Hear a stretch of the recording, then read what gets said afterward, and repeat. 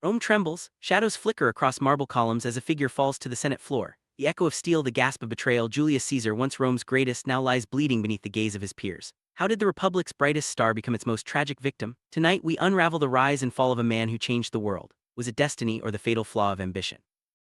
Long before the Ides of March, Rome was a city of promise and peril. Born into the patrician Julii family, young Gaius Julius Caesar grew up amidst marble temples and the clamor of the Forum. The city's grandeur was matched only by its dangers, political intrigue, shifting alliances, and the ever-present threat of violence. In these streets, Caesar learned the art of survival, his ambition kindled by the city's relentless energy. From a young age, Caesar's eyes were set on greatness. He watched as Rome's leaders schemed and rose, only to fall from grace. The lessons were harsh, but they forged his resolve. He married into power, aligned himself with influential figures, and began to weave his own web of alliances. Every move was calculated, every risk weighed. The city's pulse beat in time with his growing ambition. Rome was not kind to the ambitious. Political enemies lurked in every shadow, and the wrong word could mean exile or death. Caesar faced accusations, betrayals, and even kidnapping by pirates. Yet each trial only sharpened his cunning. He returned from captivity with a reputation for both mercy and vengeance, a man to be feared and followed. Caesar's rise was relentless. He climbed the political ladder, serving as quaestor, aedile, and praetor. Each office brought new allies and enemies. His charisma won the people, while his generosity, lavish games, and public works earned their loyalty. But behind the spectacle, Caesar plotted his next move, ever aware that in Rome, fortunes could change overnight. To secure his ambitions, Caesar joined forces with two of Rome's most powerful men, Pompey the Great and Crassus. Together, they formed the first triumvirate, a secret pact that would dominate Roman politics. This alliance was uneasy, built on mutual benefit rather than trust, but for Caesar it was the key to unlocking greater power.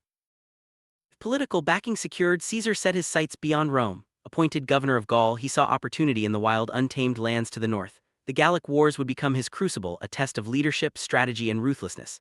As legions marched, Caesar's legend began to grow, his victories echoing back to Rome.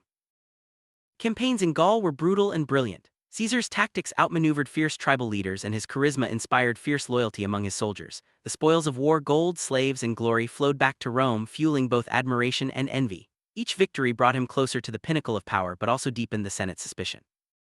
As Caesar's power swelled, Rome's leaders grew uneasy. Ordered to disband his army and return as a private citizen, Caesar faced a choice: submit or defy the Senate. On a cold January night, he led his legions across the Rubicon River, uttering the fateful words, "The die is cast." Civil war was now inevitable. Caesar's march on Rome was swift and decisive. Panic gripped the city as Pompey and the Senate fled. The streets, once filled with celebration, now echoed with the tramp of soldiers' boots. Caesar entered the city not as a conqueror but as a liberator, at least in the eyes of his supporters. Yet the shadow of civil war loomed.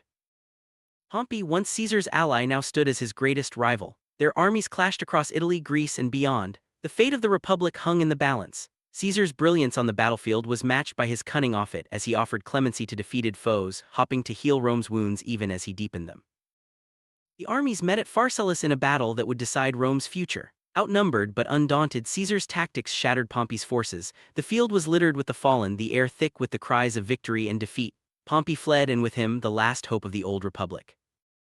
With his rivals vanquished, Caesar returned to Rome in triumph. The Senate, cowed and divided, named him dictator for life. Crowds cheered, but beneath the surface, resentment simmered. Caesar's reforms, land for veterans, debt relief, and expanded citizenship, won him praise but also deepened the fears of those who saw the republic slipping away. Caesar's vision for Rome was bold. He sought to centralize power, streamline government, and extend rights to more citizens, but every reform threatened the old order. Senators whispered in marble halls, plotting to restore their lost influence. The city buzzed with rumors: was Caesar a savior or a tyrant in disguise? In a dramatic moment, Caesar was offered a crown before the people. He refused, insisting he was no king. Yet the gesture did little to calm fears. The line between republic and monarchy blurred, and the Senate's anxiety grew. Was this humility or a calculated move to test Rome's loyalty? In the shadows, a conspiracy took shape. Senators, fearing for the republic and their own power, plotted Caesar's downfall. Brutus, Cassius, and others, some once friends, now became enemies. The tension in Rome was palpable, every whisper a potential threat. The fate of Caesar and of Rome hung by a thread. March 15th dawned with an uneasy calm. Omens and warnings swirled through the city, but Caesar dismissed them. He entered the Senate, surrounded by men he believed he could trust. The stage was set for one of history's most infamous betrayals. In a flurry of motion, the conspirators struck. Blades flashed and Caesar fell beneath a hail of wounds. His final words, "Et tu, Brute," echoed through the chamber, a cry of shock and heartbreak. The Senate floor, once a place of debate, became a stage for tragedy. Rome was forever changed. News of Caesar's death spread like wildfire. The city erupted, some mourned, others rejoiced, but all sensed the world had shifted. Riots broke out and the conspirators, far from being hailed as saviors, found themselves hunted. The republic they claimed to save teetered on the brink of collapse. At Caesar's funeral, Mark Antony delivered a speech that would ignite the flames of vengeance. His words, both mournful and incendiary, turned public opinion against the conspirators. The crowd, once divided, now demanded justice. The seeds of further conflict were sown. With Caesar gone, Rome descended into chaos. Factions vied for control and the Senate's authority crumbled. The dream of the Republic faded as violence and uncertainty gripped the city. Old alliances shattered and new ones formed in the crucible of crisis. Into the void stepped Octavian, Caesar's adopted heir. Young and untested, he quickly proved himself a master of strategy and persuasion. Aligning with Mark Antony and Lepidus, he formed the Second Triumvirate, vowing to avenge Caesar and restore order. But beneath the alliance, ambition simmered. The struggle for Rome's future erupted into open war. The forces of the triumvirs clashed with those of the conspirators. Battles raged from the streets of Rome to the plains of Philippi. The Republic's last defenders fell, and with them, the old order. With the defeat of Caesar's assassins, the Republic was no more. Power now rested in the hands of a few, and the dream of shared governance faded. Rome stood at a crossroads. Would it descend into tyranny or rise anew from the ashes of civil war? Octavian emerged victorious, taking the name Augustus. The Republic gave way to empire and Rome entered a new era. The city's skyline changed, new monuments rose, and the memory of Caesar lingered in every marble column. The world would never be the same. Julius Caesar's shadow loomed long over Rome. His reforms shaped the empire, his ambition inspired generations, and his death became a cautionary tale. Statues and stories kept his memory alive, even as new emperors claimed his mantle. Was he a tyrant or the savior of Rome? Rome's transformation echoed far beyond its borders. The empire's laws, roads, and culture shaped the Western world for centuries. Caesar's story became legend, a reminder of the heights and perils of ambition. The marble ruins of Rome still whisper his name. From the wind-swept fields of Gaul to the sands of Egypt, Caesar's campaigns redrew the map of the known world. His legions carried the eagle standard to the edges of civilization, forging an empire of unprecedented scale. The world was forever changed by the march of Rome. Even in his lifetime, Caesar was a figure of myth. His writings, speeches, and deeds were celebrated and condemned in equal measure. To some, he was a visionary, to others, a destroyer of tradition. His name became synonymous with power and with the dangers that come with it. Caesar's life was a testament to the heights that ambition can reach and the depths to which it can fall. His victories brought glory but also enemies. His reforms brought hope but also fear. In the end, his greatest strength became his undoing. What is the true cost of greatness? The story of Caesar is the story of Rome itself, a tale of power, betrayal, and transformation. The marble halls that once echoed with his footsteps now stand silent, but the lessons remain. Ambition can build empires, but it can also destroy them. As the Republic faded, some mourned its passing while others embraced the promise of empire. The ideals of shared governance and civic virtue gave way to the rule of one. Rome's destiny was forever altered, and the world watched as a new era began. What drives a man to seize the world? For Caesar, it was more than ambition, it was a vision of Rome's greatness and his place within it. Yet power is a double-edged sword. The same force that builds can also destroy. In Caesar's story, we find a warning and a challenge. Centuries have passed, but the echoes of Caesar's life still resonate. Leaders study his tactics, historians debate his motives, and artists immortalize his image. The marble ruins of Rome stand as both a monument and a warning, reminding us that history is shaped by those bold enough to seize it.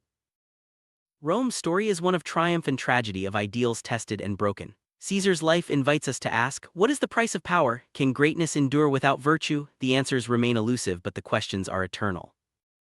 The empire that rose from Caesar's ashes would endure for centuries, shaping the destiny of millions. Yet the shadow of betrayal and ambition lingered. Every emperor who followed walked in Caesar's footsteps, haunted by his triumphs and his fate. Despite its fall, Rome's spirit endures in language, law, and legend. Caesar's story is woven into the fabric of Western civilization, a testament to the enduring power of ambition and the dangers of unchecked authority. The marble columns may crumble, but the lessons remain. Betrayal is a constant in the story of power. Caesar's fate reminds us that trust, once broken, can never be fully restored. The Senate's knives were not just weapons, they were the embodiment of fear, envy, and the desperate grasp for control. Caesar's ambition reshaped a world, but it also left scars. The Republic's fall, the rise of emperors, and the endless cycle of power and betrayal, these are his true legacy. History judges harshly, but it also remembers. What will we choose to remember?